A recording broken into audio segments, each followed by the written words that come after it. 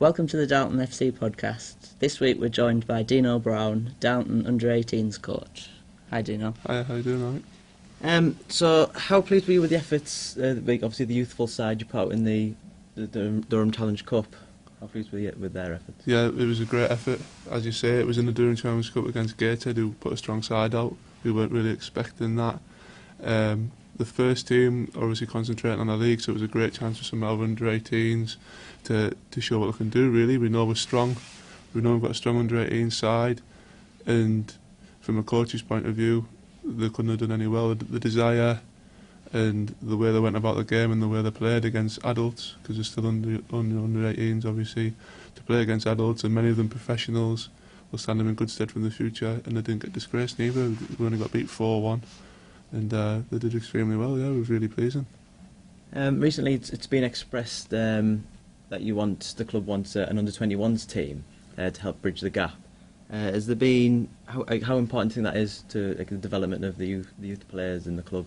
Yeah, I think that's really important. Obviously, we've got some things set in stone now where we get them in really young and they can come all the way up to the under-18s. And I think it is a big gap between under-18s and the Evo 6 League and the first team that they're in now.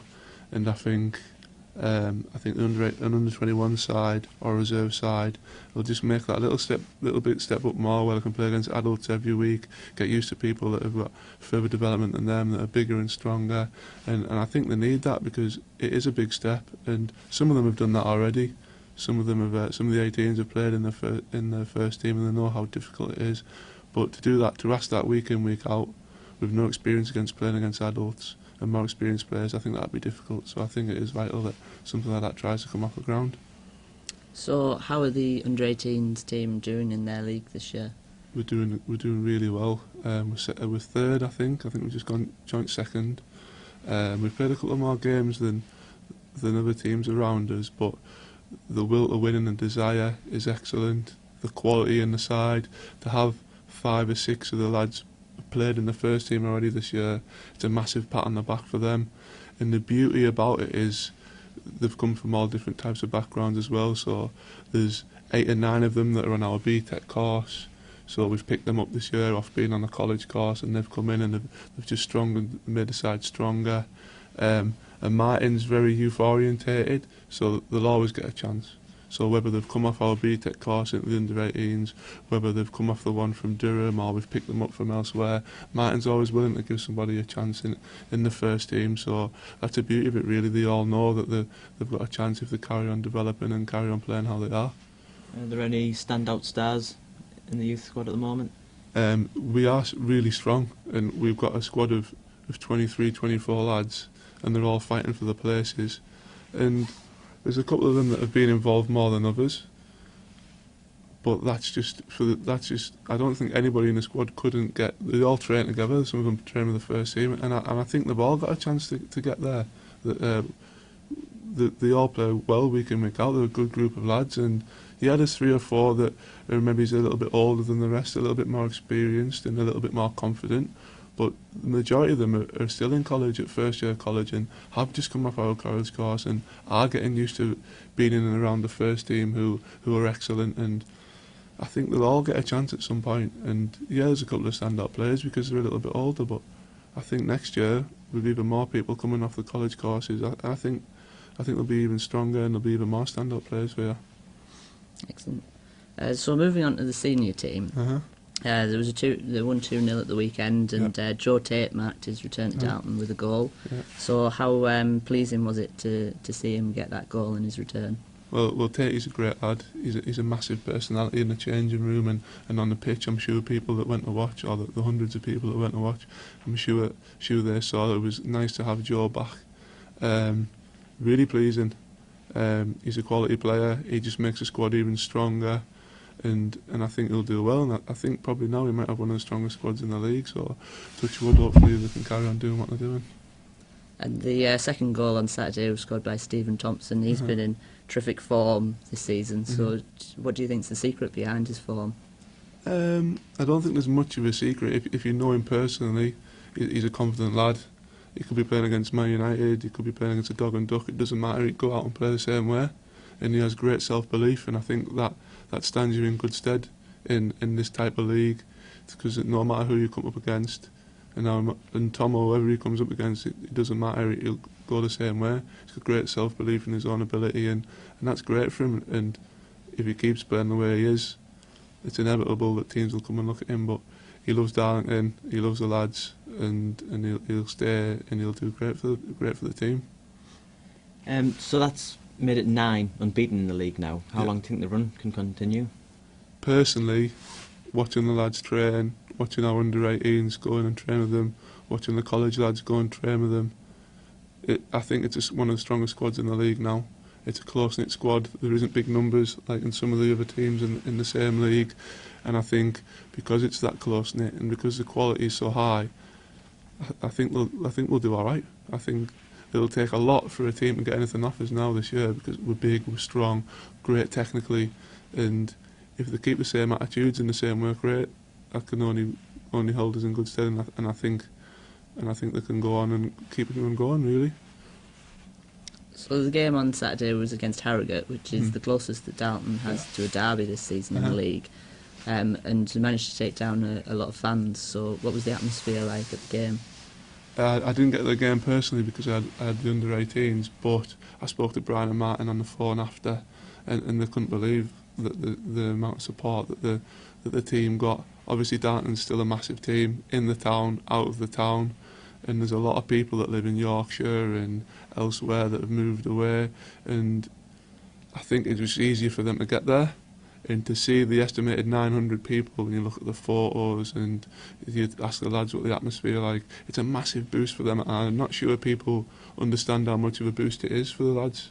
To have that many people show support, to travel and to make that amount of noise, it's great for the lads, and it just makes them work harder and perform higher for the people that are there watching. And I know Martin and Brian and the other coaches, they had nothing but praise for the fans, and Harrogate have put a bit in the papers as well about how well received the fans were and how well they are, and the club thanked them a lot. And it's about the fans, really. We're a fan-based club, we're a family club, and we do everything for the fans, so hopefully that they appreciate the efforts that the lads put in as well, because I know that the lads appreciate the efforts that the fans put in. So moving on to this Saturday, the Darlington senior team travelled to Ossett Albion, who they beat 7-0 at home earlier in the season. So do you think that result will influence the preparation and performance for this week's game? Knowing Martin, knowing Brian, knowing the lads, doesn't matter who they're playing, every game is meticulous. They'll prepare the same, they'll do everything as professional as they can, the work rate will be as high, the background, the scouting that goes into doing it, everything will be the same, and it doesn't matter who they play. It could be top of the league, it could be bottom of the league, the lads will go in and they'll give 100% as they would. So it doesn't matter if we won 7-0 last time, they'll just go out and play as if they're playing and they've never played them before. So I'm sure they'll just go and give 100% and try and get the result. And have you got any selection issues ahead of the game, you know of? Not that I'm aware of. Obviously there's Gaz Browne, he's still out with his ankle. The thing with Gaz, you can't keep him down. He's always in the gym, he's always trying to keep his fitness up, so hopefully when his ankle gets right, I'm not sure, I haven't spoke to the physio, but it shouldn't be too long. But he's the only long-term absentee that I know about, so everything should be fine for Saturday.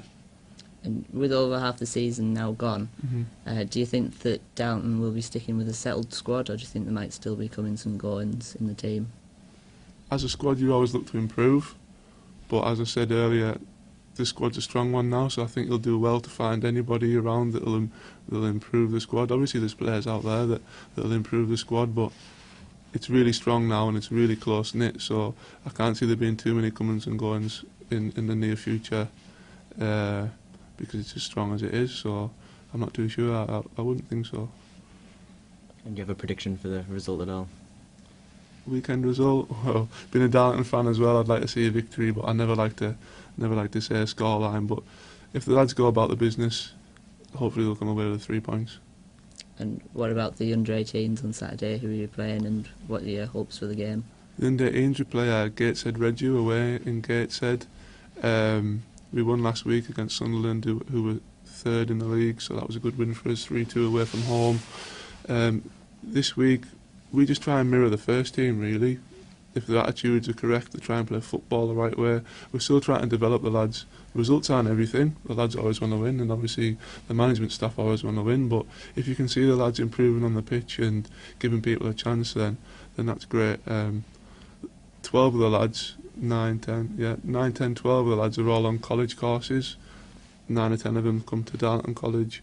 A few more go to Framlinget Moor College, and it's great to see them come together in the under-18s at the weekend and go out on the pitch and play, and the opportunity that they get's great, and not many other colleges get that. So hopefully the lads just carry on, and Gateshead are a good side as well, so we've just got to do what the first team do, and it doesn't matter who you play, we just look at ourselves and try and play the right way. So do you say you try and mirror the first team? Does that reflect also in the tactics and your formations? Do you try and implement the same right through the core of the club? Yeah, obviously for the lads to step up to the first team, it'd be nice if we mirrored the way they play. Not all the time, because the first team play 4-3-1-2, and not all the time can you do that with young lads, because there's a lot of movement, and there's a lot of tactics, and there's a lot of know-how that needs to go into playing that formation, which Martin puts across to the first team. But at the weekend, because we've played Sunderland before, we knew that if we played that formation, we think we'd be able to get a result. So we played that formation, the lads played it that way, and we come away with the result. And then hopefully when they do make the step up, because they've played that formation, they'll know how to do it, and it'll be a smooth transition into the first team.